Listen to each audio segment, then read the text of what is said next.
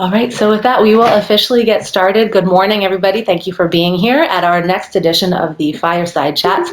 If this is your first time, thank you for joining us. If you are back, thank you for coming back. Just a refresher, we are going to spend the next 20 to 30 minutes together just talking about different ways that we who are working in the merchant services industry can stay inspired, connected, and informed. And this week we have a special guest with us today. You may notice that we're missing one of our friendly faces. Ben Schmink is not with us today. Instead, we are excited to welcome our special guest on our panel today, Matthew Gardner. So he is here with us from San Diego Payment Processing, and we're excited to have him on the panel. We're going to tap into some of his experience and some of the things he's been doing with Fee Navigator in our conversations today. So before we get started, I'm going to have Ion and Matt introduce themselves. Again, I know you usually do every week, but in case we have anybody new on the call, Ion, would you mind introducing yourself to the group? Absolutely. Good morning, everyone. My name is Ion Christian. I've been in payment industry for 15 years. I am currently the co-founder of Fee Navigator, and I'm so excited to be here with you guys today. Thank you. Thank you so much. And then Matt, if you're here, if you wouldn't mind toggling on your microphone and just give us a brief introduction. Good morning, Matt Gardner, owner of San Diego Payment Processing and a new convert to Fee Navigator as well. Thank you so much.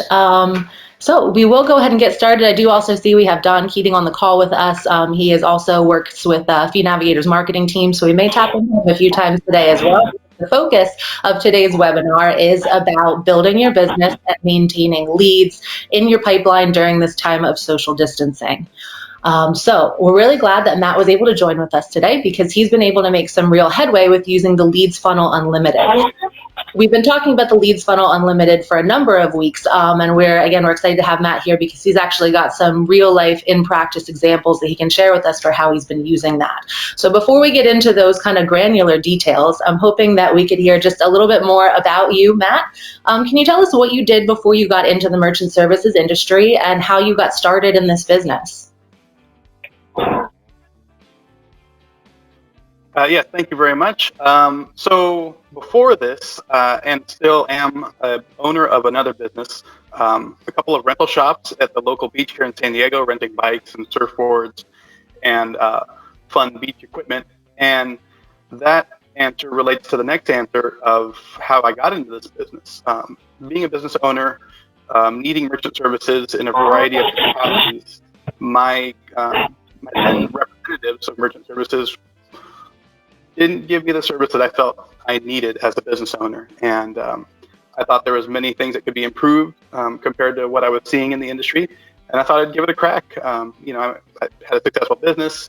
My employees wrote me off the schedule, and I had free time that I was able to turn into a new opportunity. And I'm always looking for the new fun thing to do. So I thought, why not merchant services? It's been a self-made journey, a very fun one, a lot of learning experiences. And like everything, when people think, you start out, you think it's easy, and you learn very quickly. It's not. And there's a lot of ways I've been able to improve myself professionally because of this. So. Great, thank you, Matt. I'm learning more about people in the merchant services industry too these days, and you are a fun group of people, I have to say. I wouldn't have expected, but you guys are a fun crew. I'm actually wondering Pete, if you're not able to talk, if you're not able to weigh in, it's okay, but I'm actually wondering if Pete Beckery would weigh in for us as well. Ion kind of alluded to me that you might have a story as well. How did you get started in the merchant services industry, and what were you doing beforehand? Oh, there we go. You hear me okay? Just to make sure I'm not talking to myself. Oh, what did I do before that? I worked in a small business, not as the owner, but as an employee. As the last job before this, I was actually fired from small business. It was imploding. I was their IT guy. I was their HR, accounting, all that kind of stuff. My then wife was in a ladies' Bible study who knew Ben Schmink's wife, Pamela. And I remember my youngest, who's now 23, this was 14 years ago, my youngest daughter said, "Dad, don't do the same thing you've been doing. It doesn't work for you." Very prophetic from, I think, a 9-year-old then. Yeah, she was 9. So my now ex said, "You got to meet Ben what she said, "You have to meet Pamela's husband. He knows a lot of businesses." I didn't even know about this industry. So, the history is Ben found Ian, then he found Sheila and York. We're all within an hour of each other. And then he found me. Then Ben relocated and grew a crazy beard and went to Tennessee. But yeah, then I've been doing that. So prior to that, so the reason I got that office job, IT, HR, accounting, is I knew their accounting system. I used to work in there for that software company. So software, IT, all that kind of stuff. Well, HR just by default, being the small business, being the administrative one in the office. So me sitting behind a desk all the time doing all that stuff, and that, like I said, that business imploded. They could have given me more support. So knowing the technical stuff and the accounting and all that really helps in doing this and understanding the small business. So yeah, and I am, as we always talk, we had to get Sheila on this call too. Sheila, Ben, and I, we've had a lot of fun. Help each other out. Back in the first data world, on the street, we would compete against each other. Sometimes, well, Ian and I had the same bank alliance. We'd split the territory of that bank, but technically we would then Ian had another bank. So on the street, we would compete against each other. We'd get together for coffee, hang out as friends. But anyway, help each other out, that kind of stuff. That answer the question? That get you started? It does, yes, thank you. And here we all are today. Very cool. Thank you for sharing. And before we pivot, Ion, would you mind also just giving us a tiny bit of your background? Everybody knows, you've been merchant services, you're a guru, you've been there for a long time, 15 years, First Data, big top rep. What did you do before that and how did you get there? So back in Romania, I was a financial investigator, forensic investigator. And here in the United States, I owned a grocery store. And when I got my first merchant statement, it was love at first sight.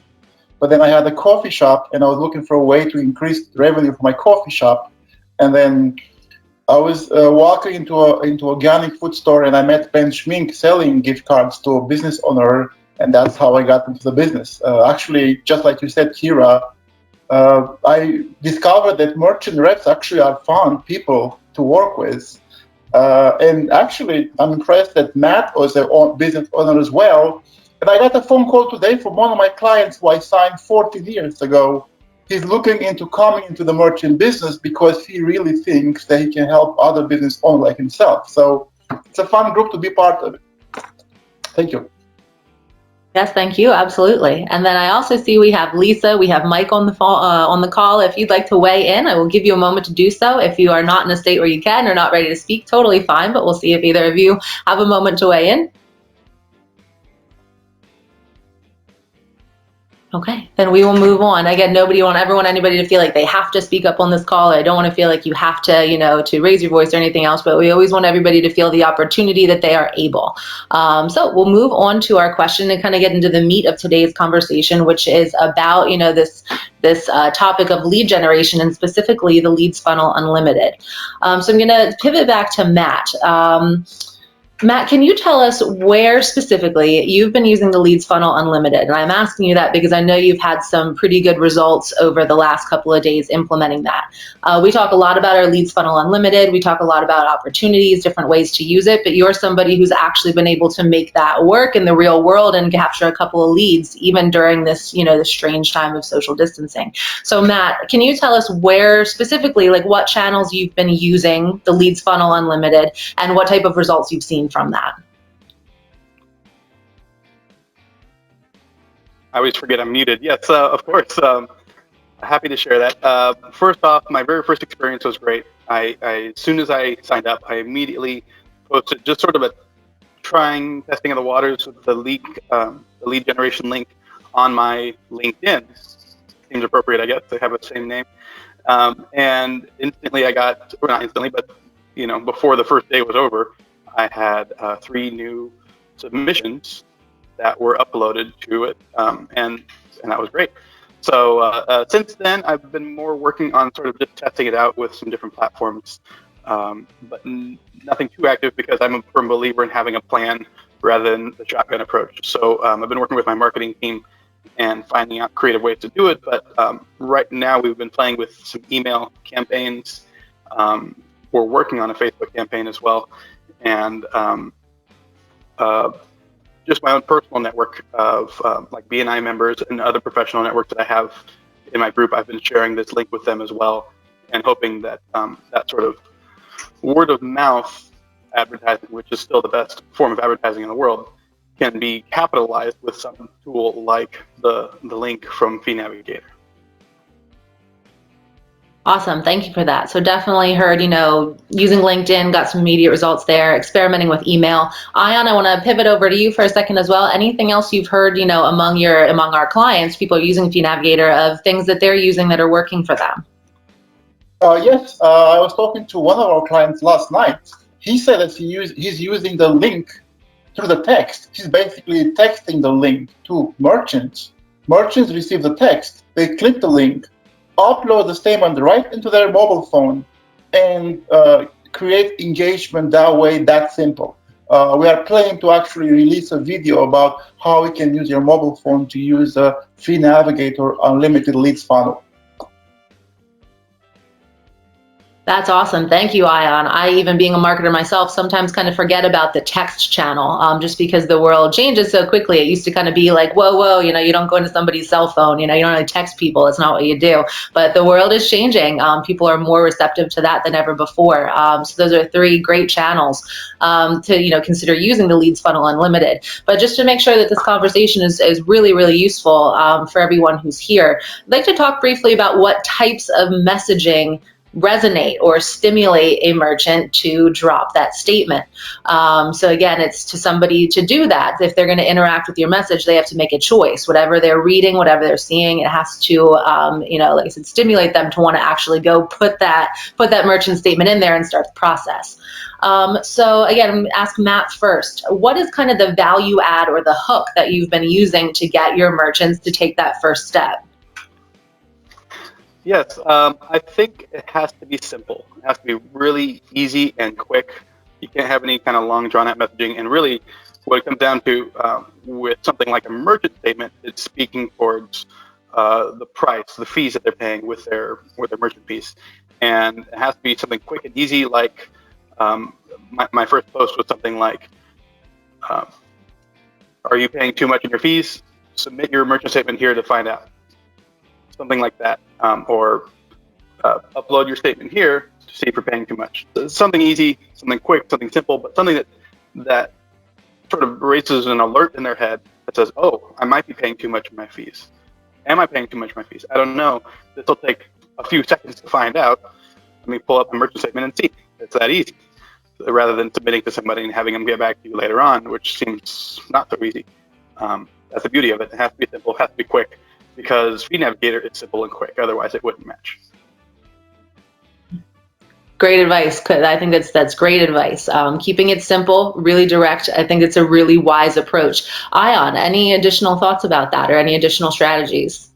Yeah, we have some of our clients who are basically sending one simple target is, "Are you PCI compliant? Do you know if you are PCI compliant?"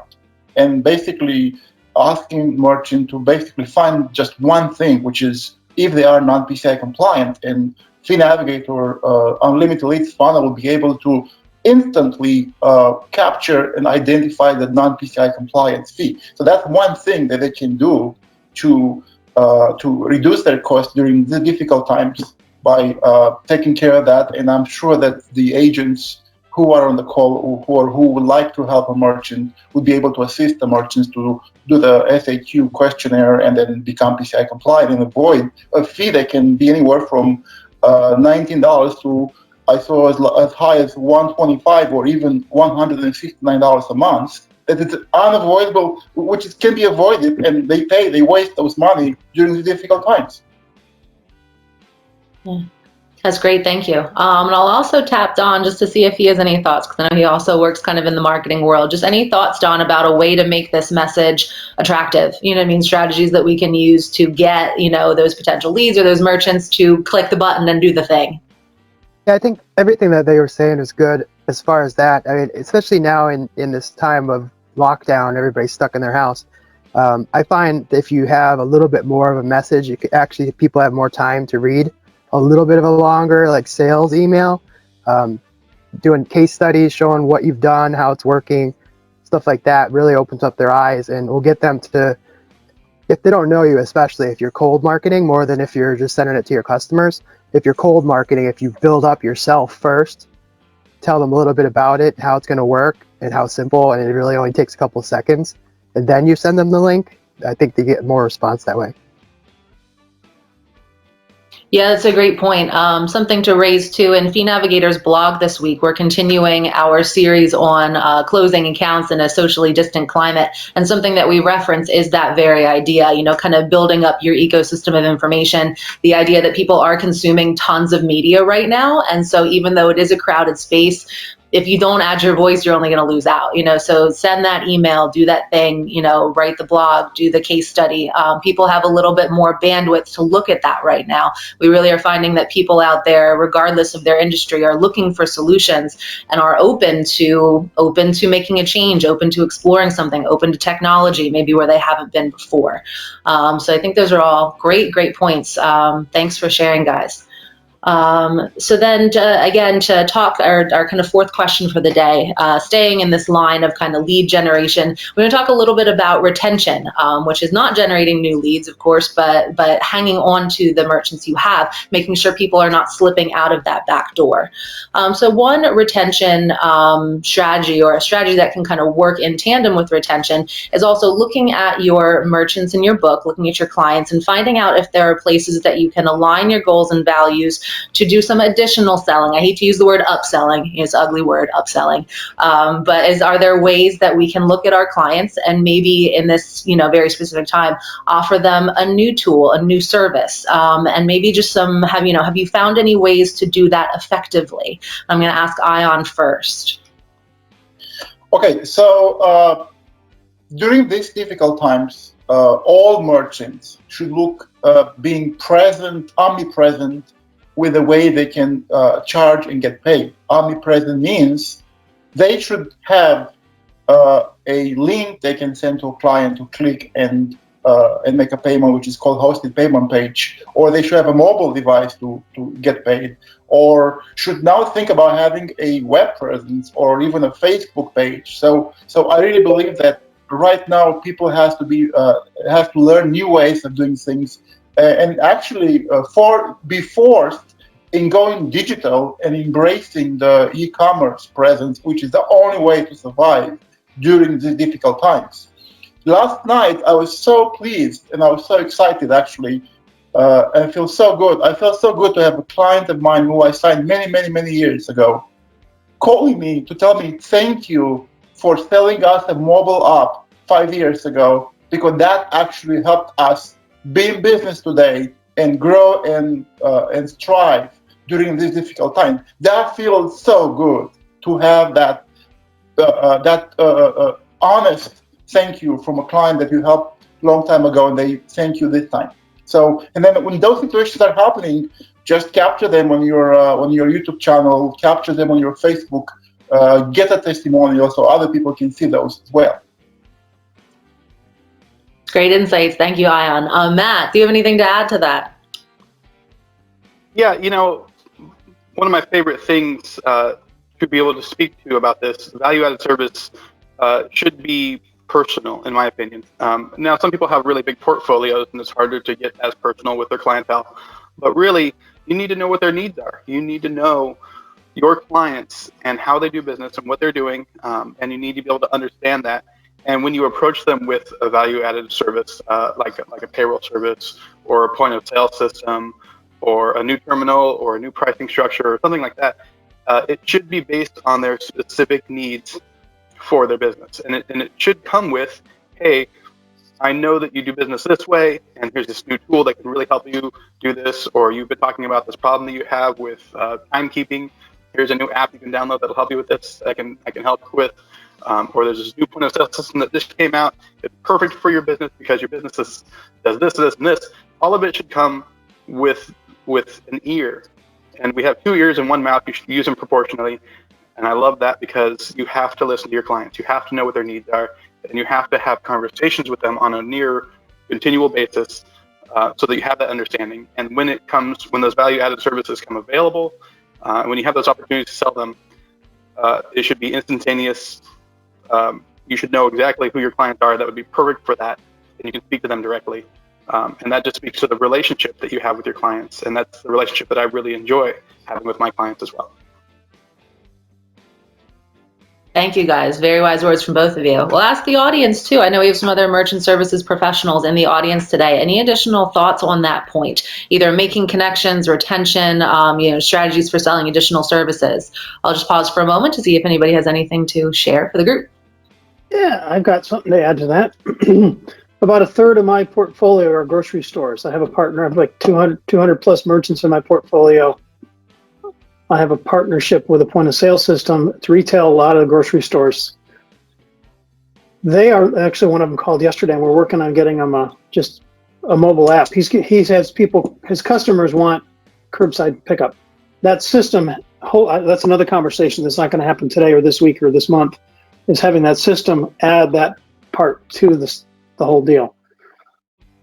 Square is going to get those transactions if I don't provide him with something, which I'm in the process of doing, so he can have it tomorrow. So people are calling up through the POS. He's creating the order there, adds a tender button or whatever, takes the transaction outside on the app that I'm giving him.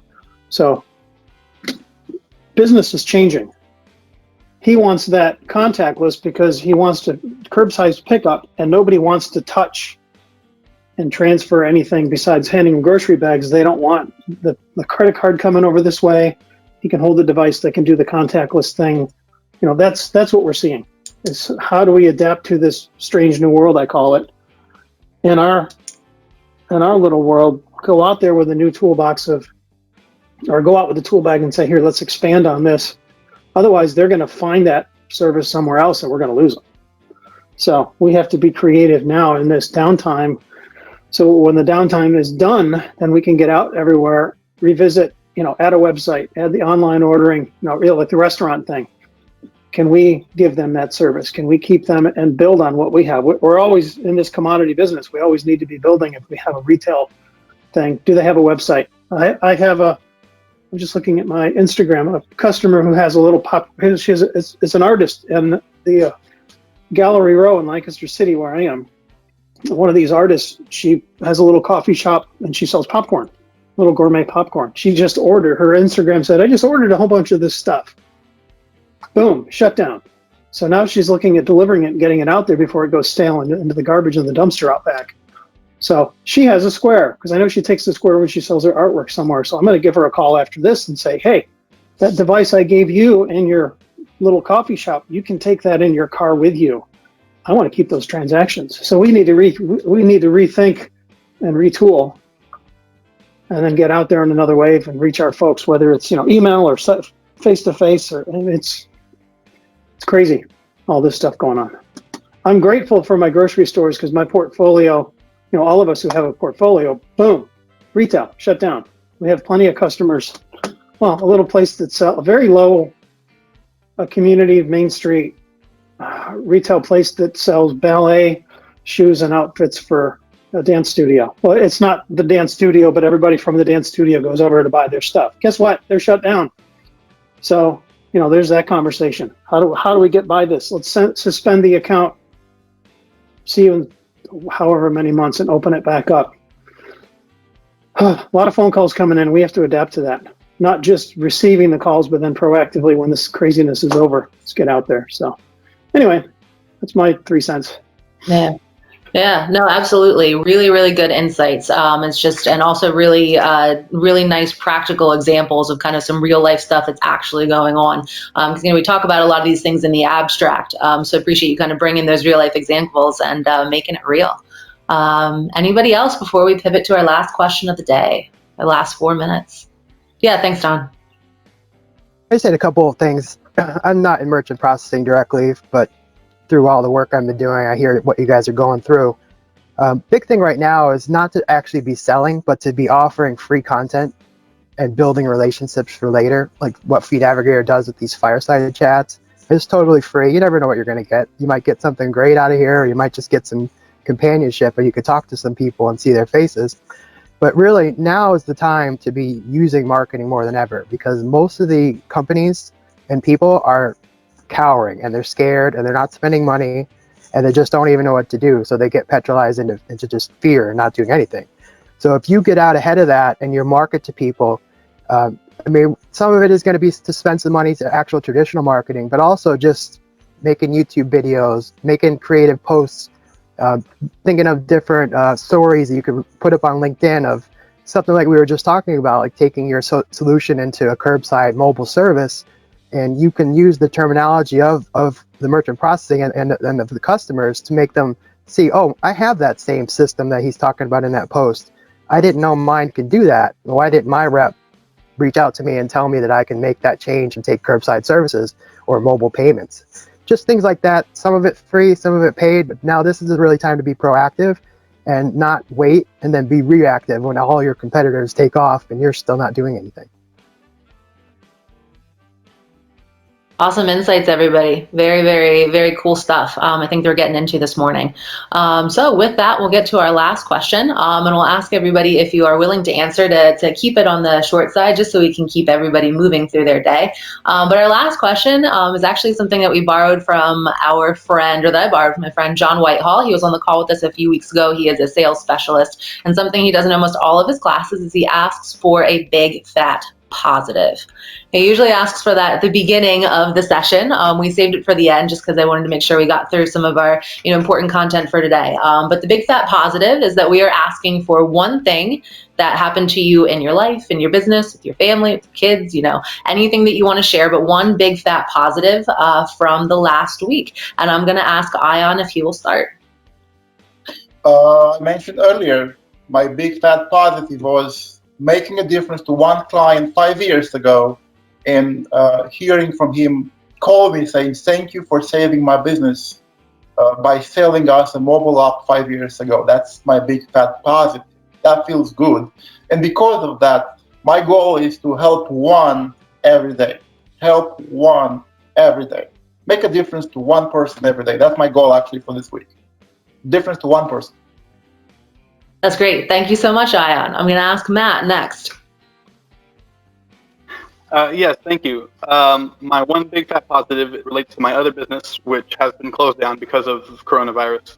And I recently learned today that my banker told me that my application for the payroll protection plan is moving forward, and it looks like we'll be able to get that funding from the federal aid program. And that's huge. This is what's saving my business right now because our doors are closed. I'm right there with the rest of the world, with small businesses that are hurting for that. And this is on top of the world right now with that good news, because that's going to help a lot. Awesome. Thank you so much. Don, I'm going to put you on the spot next. Big fat positive from Don. That's okay. Yeah, my big fat positive, I really just everybody in the family is healthy, where we have some people around us that did get the virus. And we're still here happy, complaining that we're doing homeschool and whatnot, but we're all here happy and healthy. So that's my positive for this week. Thank you so much, Don. Anybody else on the call willing to share a big fat positive before we go? Yeah, why not? I have 3 kids and 3 grandkids. My oldest child is 30, and she's a single mom with a 5-year-old. They live out in Philly, about an hour and a half. They came out to visit for a couple days last week. So in the midst of all this madness, I got to see my beautiful 5-year-old granddaughter. That's awesome. Doesn't get better than that. Nope. Anybody else? Exactly. Anybody else?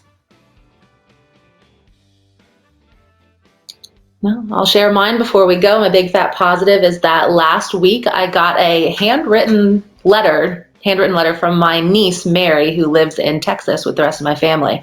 And so she is 11, and she, of course, she's very immersed in the technology, but she took the time to, probably because she's also bored at home and doesn't know what to do with herself, but wrote me like a 2-page handwritten letter, and I was really thankful to get it. It made my day. I love my niece. I haven't seen her for almost a year, and so that was a really cool thing to get. And then I was also feeling pretty blessed that I had the space and time, since I'm working remotely right now, to write her a nice long letter back, and hopefully we'll pen pal it up for a couple months. So that's my big fat positive. Anybody else before we go? Teacher cursive. Yeah, I don't think, it was definitely not cursive. So yeah. Cool. Okay, well then with that, we will thank everybody for their attendance again this week. We are at our end of our time here, so thank you to everyone for coming and spending your valuable time with us. Thank you, Matt, for joining us today and being our special guest panelist. Hopefully we'll see you back in the future. Hopefully we'll see you back with us for some additional sessions. Glad to be here. Thanks for having me. Yeah. All right. Thank you, everyone. All right, we'll see you. Help one. Help one. Thank you. There we go. All right. Thanks, All right. everybody. Thanks, guys. Over and out. See ya.